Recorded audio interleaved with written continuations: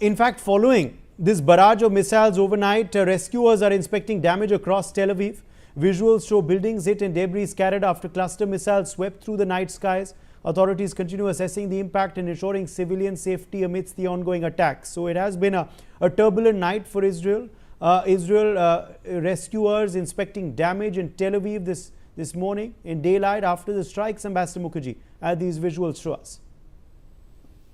Indeed, this is something which Israel is not used to, and nor is the world, because usually it's been Israel which has done the damage.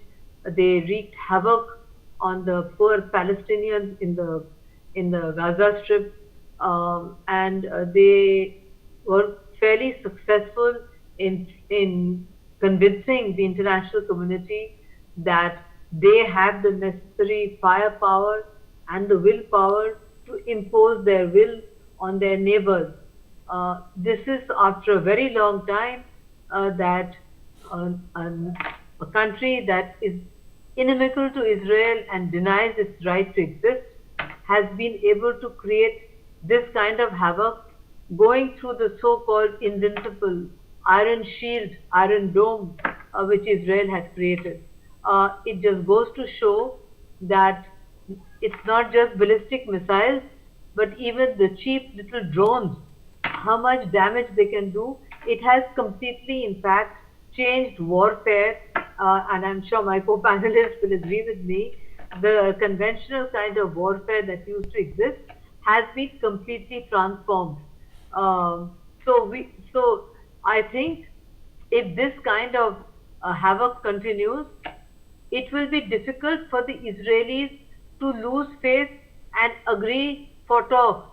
So Iranians should also understand that if they want things to calm down, which many of them do, then there should be a simultaneous calming down on both sides of these kind of strikes, because neither side would want to lose face.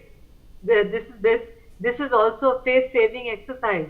Trump cannot lose face, Netanyahu can't lose face, Iran cannot lose face, and Iran's neighbors who have lost face are now threatening to also create havoc on Iran. So this is really a time when things need to calm down, and I think that over the next few days we would see the shape of things. Yes. The oil markets did respond very positively. There are skeptics there who say that Trump did it deliberately because he wanted to stop the slide.